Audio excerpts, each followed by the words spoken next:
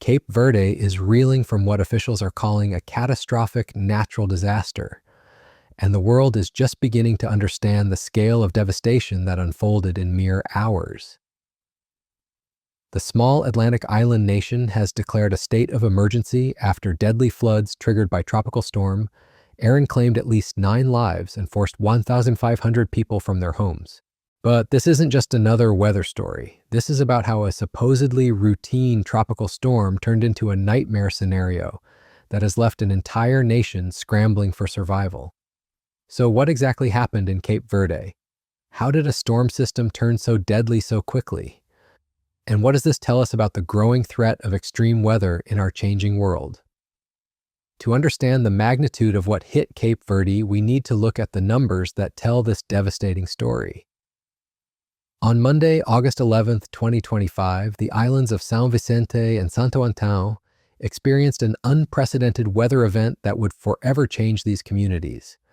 Emergency services were immediately overwhelmed as torrential rains transformed streets into raging rivers, with vehicles being swept away and roads completely cut off from the mainland. The power of the water was so intense that people were literally being carried off by the powerful currents.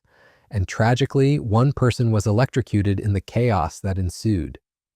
These mere hours have passed since the disaster struck.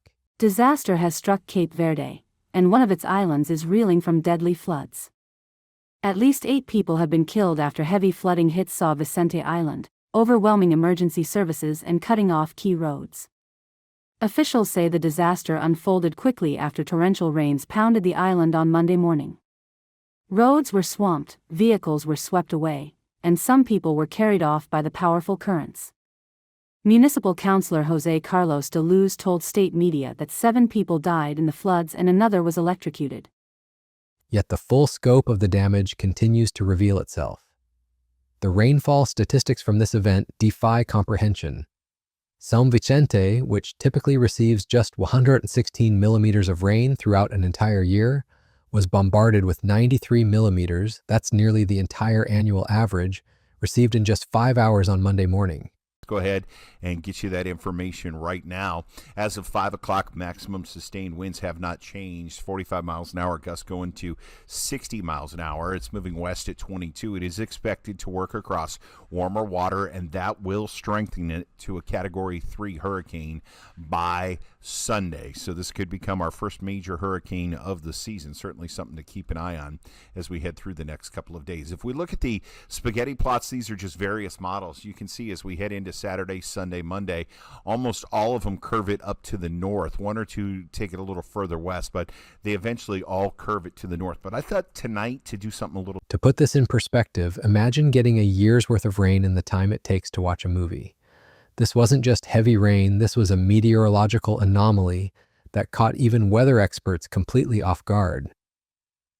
Esther Brito from Cape Verde's Meteorology Institute didn't mince words when describing the situation to Reuters. She called it a rare situation because what was recorded is above our 30-year climatologist average.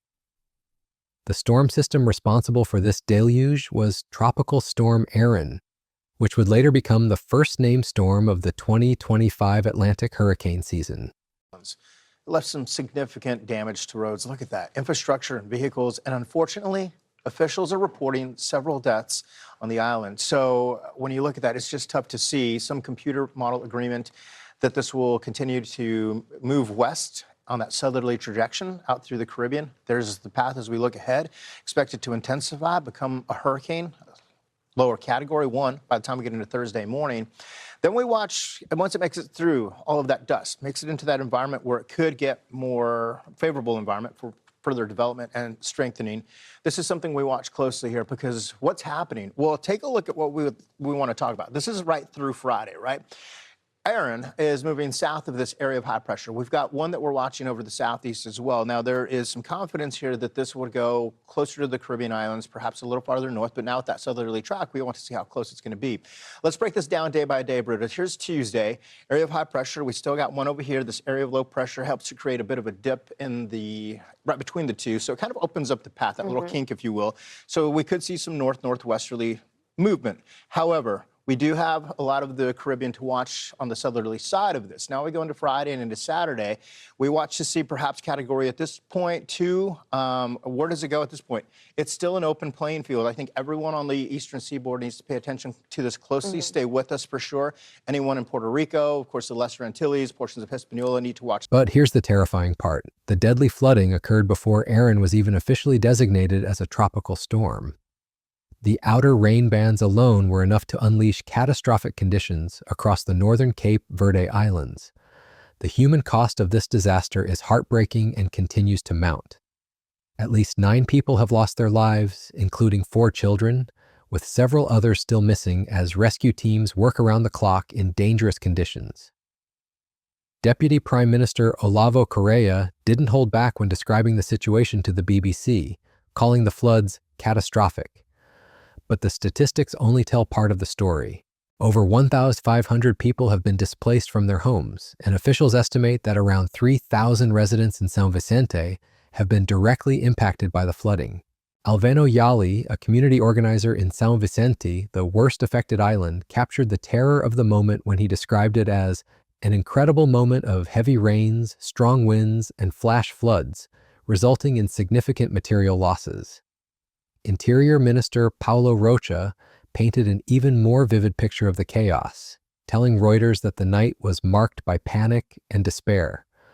These aren't just government officials reading from prepared statements. These are people who witnessed firsthand as their communities were transformed into disaster zones in a matter of hours. The infrastructure damage across the affected islands is staggering. Storm of the season. The storm generated deadly flooding as it passed through the Cabo Verde Islands and is now forecast to become the Atlantic's first hurricane of the season. The National Hurricane Center forecast shows gradual strengthening this week, potentially reaching major hurricane status somewhere north of the Caribbean. We'll check in with Fox Weather hurricane specialist Brian Norcross for the latest. Just got the new update in from the NHC. We'll get you updated on the second advisory now for Tropical Storm Erin. And tropical downpours in Florida generated some problems over the weekend. Heavy rains swamped Pinellas County. Drivers in St. Pete Beach and Madeira Beach had to navigate flooded roads as others had to abandon their cars entirely as floodwaters rose. The flood threat remains today across parts of Florida And will take months, if not years, to fully repair. The airport in São Vicente sustained significant damage, complicating efforts to transport aid and rescue crews to the most affected areas. Power outages were widespread as floodwaters knocked out critical infrastructure, leaving thousands of residents without electricity or communication. On Santo Antão, landslides have once again severed road access to the town of Altamira, cutting off communities that had only recently had their vital routes reopened after previous weather-related damage. Roads have been washed out, homes destroyed, and the very fabric of these island communities has been torn apart.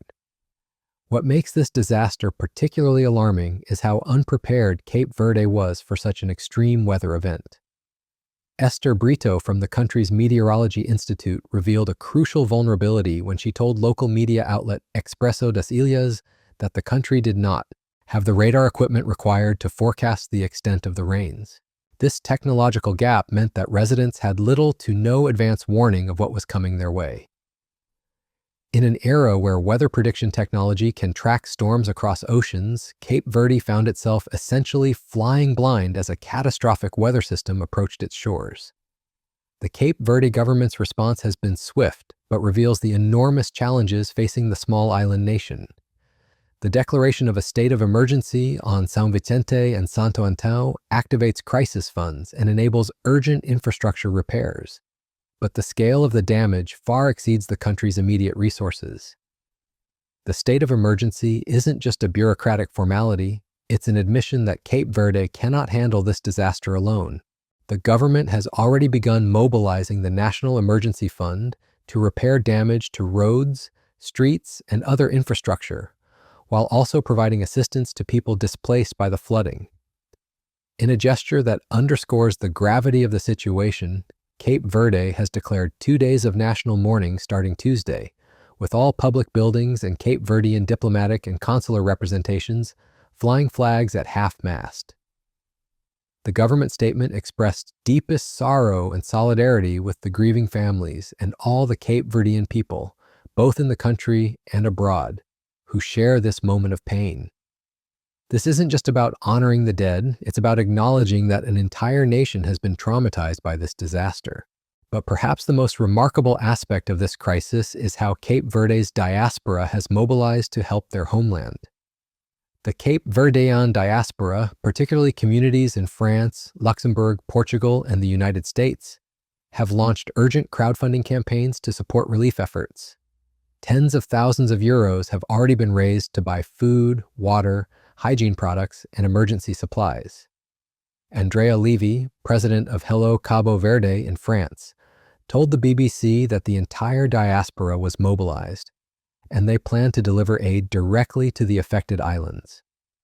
This international response highlights both the strength of Cape Verde's global community and the limitations of the country's domestic disaster response capabilities.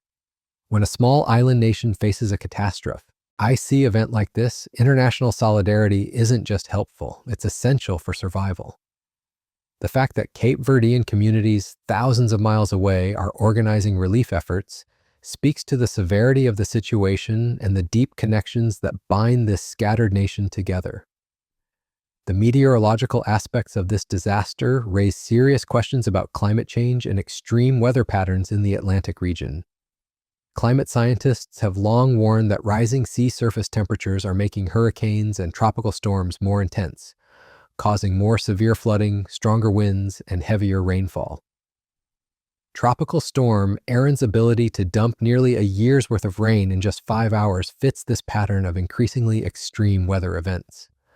The fact that such devastating impacts occurred before Erin was even officially classified as a tropical storm suggests that our traditional ways of measuring and predicting storm intensity may be inadequate for the climate reality we're facing. As rescue teams continue their desperate search for missing people, the long-term implications of this disaster are becoming clear. Cape Verde's economy, heavily dependent on tourism and fishing, will face significant challenges as infrastructure is rebuilt and communities recover. The psychological trauma of this event will likely affect the island's residents for years to come, particularly in a country where extreme weather events of this magnitude are historically rare. The international community is watching closely as Tropical Storm Erin continues its path westward across the Atlantic. Weather forecasters expect the storm to gradually intensify and potentially reach hurricane strength later this week. Residents have been displaced. To understand just how extreme this was, São Vicente usually gets 116 millimeters of rain in an entire year. But on Monday, a staggering 193 millimeters fell in just 5 hours. That's nearly double the yearly average in a single morning, according to the island's Meteorology Institute. Current models show the storm has 45-mile-per-hour sustained winds with gusts reaching 60 miles per hour, and it's moving west at 22 miles per hour over increasingly warm waters. Meteorologists are predicting that as the storm moves into more favorable conditions, it could strengthen to a Category 3 hurricane by Sunday, potentially becoming the season's first major hurricane. While Erin is expected to stay over open water for now, meteorologists are keeping a close watch as it moves through the central Atlantic basin. The storm that brought such devastation to Cape Verde may still have more destruction in store as it continues its journey across the ocean. This disaster in Cape Verde serves as a stark reminder that in our interconnected and rapidly changing world, extreme weather events can strike anywhere, anytime, with devastating consequences. Small island nations like Cape Verde are particularly vulnerable to the impacts of climate change, often lacking the resources and infrastructure needed to prepare for and respond to extreme weather events. The fact that Cape Verde didn't have adequate radar equipment to forecast the extent of the rainfall that would hit their islands highlights the technological and resource gaps that make some countries more vulnerable than others. As we watch the aftermath of this catastrophic flooding unfold, we're reminded that weather disasters are not just meteorological events. They're human tragedies that reveal both our vulnerabilities and our capacity for solidarity. The response of the Cape Verdean diaspora, mobilizing from around the world to support their homeland, shows how global communities can come together in times of crisis. But it also underscores the reality that for small nations facing the increasing threat of extreme weather, international cooperation and support are not luxuries, they're necessities for survival. The story of Cape Verde's floods is far from over. As rescue operations continue and the full extent of the damage becomes clear, this small Atlantic nation will need sustained international support to rebuild and recover.